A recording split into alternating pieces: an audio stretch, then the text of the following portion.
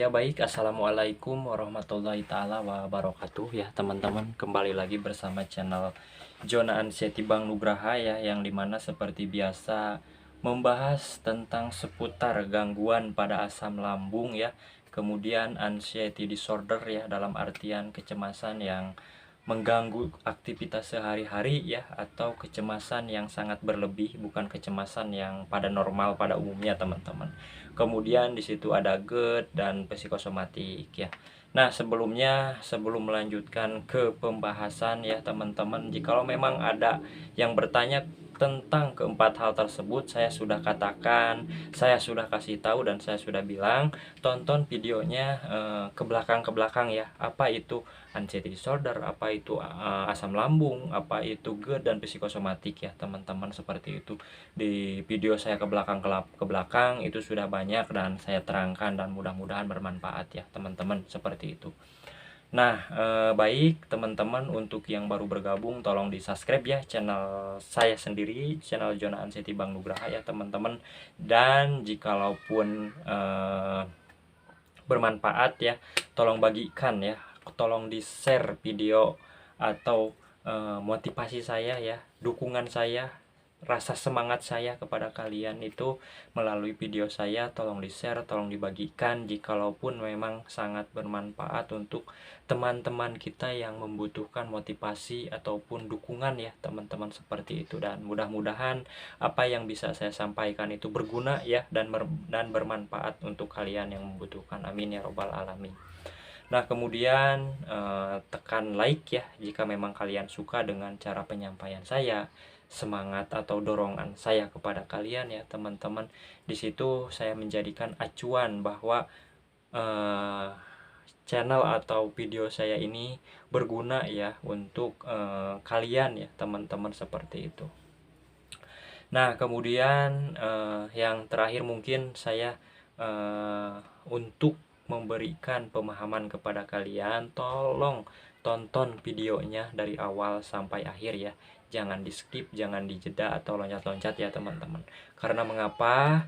Karena setiap bagian menit per menit ataupun tiap video saya bagikan kepada kalian ada hal yang mungkin bermanfaat dan bisa kalian ambil ataupun petik ya, dan kemudian bisa kalian praktekkan ya teman-teman di dalam keseharian kalian ya, seperti itu. Jadi saya tolong dan saya kepada kalian untuk yang menonton ya teman-teman, tolong ditonton ya dari awal sampai beres ya, seperti itu. Nah, untuk pembahasan kali ini saya membahas tentang seputar 1001 sensasi peribahasanya ya teman-teman. Sensasi apa itu? Ya, saya katakan sensasi anxiety disorder atau kecemasan yang mungkin sangat berlebih ya teman-teman, seperti itu. Nah, di video ke belakang saya sudah sampaikan di situ ada takut sensasi, kemudian keleyengan ya, begah, pandangan tidak nyata dan lain sebagainya. Saya sudah sampaikan hari-hari ke belakang, bahkan di video-video yang lalu pun di situ ada ya teman-teman. Namun di sini saya hanya mengingatkan kembali dan memberikan semangat kepada kalian ya. Mudah-mudahan lebih cepat dan bisa kembali pulih seperti biasanya teman-teman, seperti itu. Nah, mungkin di video kali ini sebagian kecil saya membahas tentang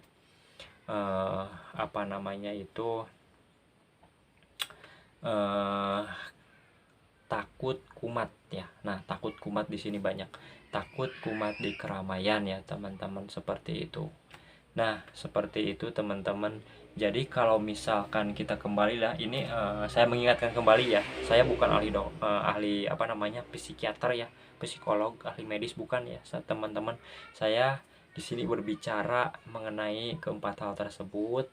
Saya orang yang pernah mengalami ya teman-teman, anxiety disorder atau kecemasan yang berlebih, kemudian gangguan pada asam lambung ya teman-teman, mah juga ya teman-teman, kemudian GERD dan psikosomatik ya. Saya di sini berbicara tentang pengalaman saya sendiri ya teman-teman, dan saya pun di luar itu mencari ilmu ya teman-teman, mencari pengetahuan ya, apa itu keempat hal tersebut ya teman-teman. seperti itu. Dan mudah-mudahan apa yang mungkin saya bagikan kepada kalian melalui video saya ini mudah-mudahan bermanfaat ya, dan bisa kalian terima ya, seperti itu. Amin ya robbal alamin. Nah, kembali lagi di sini takut kumat di keramaian bisa ya teman-teman. Jadi saya berbicara di sini itu lebih ke trauma ya teman-teman. Trauma apa itu bang? Trauma takut kejadian pas awal kita mengalami penyakit ini ya teman-teman, takut terulang. Seperti serangan panik ya teman-teman. Seperti serangan panik kan sensasinya banyak ya, pengaruh ke tubuh juga ada gitu ya teman-teman, seperti tremor ya, ini bergetar seperti keras kayak gitu, kemudian apa namanya keringat dingin juga, kemudian detak jantung cepat ya teman-teman, kemudian gangguan pada perut ya, atau asam lambung meningkat ya teman-teman, seperti itu. Kemudian apa namanya pandangan pun menjadi tidak nyata dan lain sebagainya. Nah itu menjadikan mungkin rasa takut kejadian itu terulang kembali, atau rasa trauma itu terulang kembali, bisa dikatakan seperti itu ya teman-teman. Kalau pengalaman saya seperti itu. Jadi kalau misalkan ini berpergian ya, saya berpergian misalkan ke tempat misalkan ke tempat hiburan yang mungkin banyak orangnya. Pas saya berangkat, mungkin sebelum berangkat pun berpikir-pikir ya, aduh di sana takut kumat, aduh di sana takut ada serangan ini lagi, panik dan lain sebagainya, atau di sana nanti malu kayak begini, kemudian saya pingsan ataupun apapun itu, kan tidak ada yang menolong dan lain sebagainya. Ya mungkin pikiran-pikiran negatif itulah yang mengganggu ya teman-teman aktivitas kita ya, disebut itu kecemasan berlebih itu ya teman-teman. Jadi sebelum apapun kegiatan kita akan dilakukan itu, sebelumnya kita sudah mikir-mikir ya, mikir negatif teman-teman, seperti itu. Padahal kalau misalkan kita sudah biasakan itu terbiasa ya teman-teman ya, intinya kalau misalkan jarak 1 bulan ya, mungkin itu kita biasakan ada sensasi dikit, kita bawa santai, kita bawa rileks ya teman-teman, seperti itu. Nanti terbiasa berangkat lagi, berangkat lagi, nanti juga seperti biasa. Nah itu karena adanya mental kita sedang di bawah. Karena apa? Karena kita mengingat kejadian di masa lalu ya teman-teman, takut gini, takut gitu lagi, takut seperti dulu lagi, jadi ada rasa trauma lah, intinya seperti itu teman-teman. Nah takut di keramaian, nah seperti itu, takut kumat, takut lebih ke trauma di masa lalu ya teman-teman, seperti itu kalau saya. Nah bagaimana solusi ya, cara terbaik untuk bisa mengembalikan mental kita ya teman-teman. Intinya kita berlatih ya, karena rasa trauma ini bisa kita sembuhkan dengan cara kita hadapi ya. Mungkin apa yang kita takutkan kita hadapi, apa yang kita takutkan kita jalani ya teman-teman, seperti itu. Aduh saya takut ke acara keramaian yang di sana, misalkan hajatan kita diundang misalkan, aduh saya takut di sana gini, takut di sana begitu dan lain sebagainya, banyak pikiran ya teman-teman. Ya itu tidak akan ada kemajuan ya, monoton ya di situ mulu. Nah usahakan untuk berpergi ya teman-teman, seperti itu, dari nol ya, ke satu tempat, kemudian biasakan ke tempat yang lain lagi ya, ke hal-hal yang baru. Di situ akan tumbuh mental bahwa oh kemarin juga saya tidak apa-apa, oh kemarin juga saya santai, enggak terjadi apa-apa. Itu terus pupuk rasa percaya diri itu ya teman-teman. Nah nanti juga akan terbiasa. Nah yang tadinya takut misalkan berpergian, sama seperti tadi, pasti ada rasa negatif atau pikiran negatif di sana, takut nah jadi sebelum berangkat jangan berpikir yang macam-macam, langsung saja berangkat teman-teman, seperti itu. Tapi dengan keadaan yang kita sudah makan, sudah minum ya teman-teman, seperti itu. Kalau bisa bawa cemilan ya, bawa air hangat, seperti itu teman, bawa minuman lah. Kalau misalkan di jalan merasa nggak nyaman ya, berhenti dulu ya, bikin nyaman dulu, ngemil dulu, apapun itu ya teman-teman, lanjutkan. Seperti itu teman-teman. Itu sih, kita lebih bermain di perasaan ya teman-teman. Kemudian selain takut keramaian, takut berpergian, ada kalanya kita takut beribadah ya. Terus terang tidak dipungkiri saya pun dulu merasakan apa yang mungkin saat ini kalian rasakan juga, takut beribadah. Nah, di sini bukan takut beribadahnya ya teman-teman, namun di sini kita sebelum berangkat itu misalkan mau sholat berjamaah ya, sholat Jumat lah misalkan seperti itu, ataupun sholat hari raya ya teman-teman. Jadi bukan takut sholatnya, takut ibadahnya bukan, tetapi kita lebih ketakut kumat. Itu lebih ketakut kumatnya seperti itu. Aduh, nanti pas sholat gini gini gini gini, pas sholat takut pingsan ataupun apapun itu terjadi kumat, serangan panik dan lain sebagainya. Nah, sebelum berangkat itu sudah berpikir yang enggak ya teman-teman, berpikiran yang negatif ya seperti itu teman-teman. Itu salah sebenarnya, salah ya, salah. Mungkin itu apa namanya, rasa trauma ya teman-teman. Terus terang itu rasa trauma, rasa takut itu ya, rasa takut kumat itu. Nah, bagaimana solusinya? Salah satunya ya untuk saya sendiri ya teman-teman. Untuk sholat Jumat pas awal-awal dulu ya teman-teman, 20-30% lah masih dalam keadaan anxiety yang mungkin bisa dikatakan masih tinggi ya teman-teman. Untuk yang pertama saya lebih ke akhir ya teman-teman, maksudnya lebih ke pas mau sholat Jumatnya saya baru berangkat ya, karena masih ada rasa berat sekali itu ya, takut gitu, kumat seperti itu ya. Kadang-kadang ada teman saya yang bercerita ya teman-teman, atas pengalamannya dia sendiri, namun sekarang udah sembuh total. Dia bahkan sholat pun tidak tuntas ya teman-teman, maaf ya. Ini cerita teman saya ya teman-teman.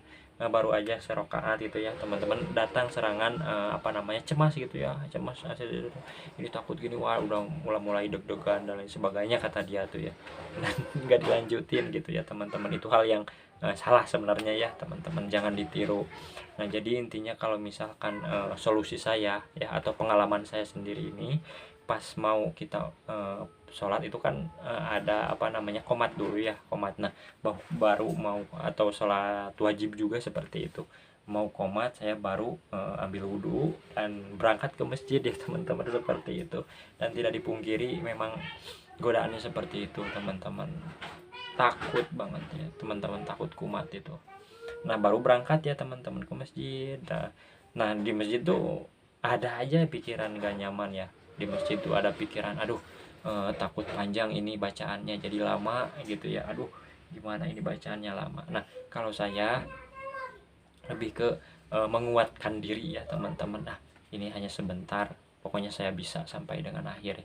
Kalau misalkan apa namanya, sampai dengan akhir bahwa saya emang benar-benar enggak apa-apa gitu teman-teman. Nah, di situ saya kuatkan ya teman-teman, saya sholat dengan khusyuk ya. Nah, pertama, kemudian kedua itu masih dalam tahap berangkat di akhir ya teman-teman, pulang di awal. Berangkat di akhir ya teman-teman, tetapi itu adalah proses ya. Itu adalah proses, semua itu butuh proses teman-teman, menuju mental yang mungkin lebih kuat lagi. Nah, saya teruskan, biasakan seperti itu, biasakan seperti itu. Nah, kesini ada rasa penasaran ya, ada rasa penasaran. Oh, kemarin juga saya enggak kenapa-napa, sekarang mau lebih awal ke masjid ya, sholat sunat dulu ya teman-teman dan sebagainya. Wah, ternyata terasa nyaman gitu ya, tapi dengan khusyuk, bawaan khusyuk gitu ya. Oh, ternyata nyaman, enak. Oh, bener ya, saya itu sehat, bahwa saya itu sehat dan emang benar-benar sehat ya, seperti itu. Jalani biasa biasa biasa, terbiasa lagi biasa gitu ya teman-teman. Kita bisa tuh karena terbiasa itu sendiri ya teman-teman. Jadi kalau misalkan kita ingin bisa, itu harus biasakan. Kita takut misalkan ke keramaian ya, kalau misalkan kita 1-2 kali udah enggak lagi karena takut ya, itu susah untuk bangkit lagi ya teman-teman. Biasakan lagi terus perlahan ya, seperti itu. Takut perjalanan jauh misalkan, kita untuk belajar dulu ya teman-teman, di deket-deket lah seperti itu, kemudian jauh-jauh. Nah, seperti itu teman-teman. Nah, mungkin di akhir olahraga ya teman-teman, harus dibiasakan itu ya, tidak usah berat-berat, stretching aja biasa ya, stretching teman-teman, tidak usah berat-berat, itu untuk meregangkan otot-otot yang kaku ya, yang tegang teman-teman, karena cemas ya, karena terlalu panik, karena terlalu cemas. Seperti itu teman-teman ya, olahraga. Nah, sudah 15 menit mungkin teman-teman. Di video kali ini saya hanya bawakan sekian ya, dan di akhir video mungkin saya seperti biasa, saya doakan untuk yang masih apapun itu penyakitnya ya, yang masih sakit apapun itu penyakitnya, bukan keempat hal penyakit tersebut, tetapi apapun itu penyakitnya, saya doakan mudah-mudahan Allah angkat penyakitnya, amin ya robbal alamin ya teman-teman, seperti itu. Dan seperti biasa ya teman-teman, dan harus dibiasakan kalau misalkan nonton motivasi, bukan hanya dari saya ya, dari mentor-mentor yang lain, mungkin dari channel YouTube yang lain, mungkin tonton dari awal sampai akhir ya. Di situ selalu aja ada, pasti gitu ya, pasti ada ilmu atau apa namanya, ya ilmu yang mungkin bisa kalian ambil ya teman-teman, dan bisa kalian pakai, pasti aja ada aja itu, meskipun kita bosan menonton ini, tetapi di situ ada pasti yang mungkin kita bisa ambil hikmahnya, seperti itu.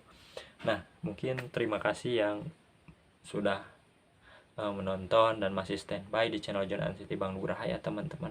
Doakan ya, doakan channel John City Bang Nugraha ini lebih berkembang ya, dan bermanfaat khususnya untuk orang yang atau teman-teman kita yang membutuhkan penyemangat lah, seperti itu teman-teman. Ya baik teman-teman, mungkin hanya segitu di akhir kata. Billahi taufik wal hidayah. Wassalamualaikum warahmatullahi taala wabarakatuh. Agak ngantuk soalnya belum beres bikin kandang ayam.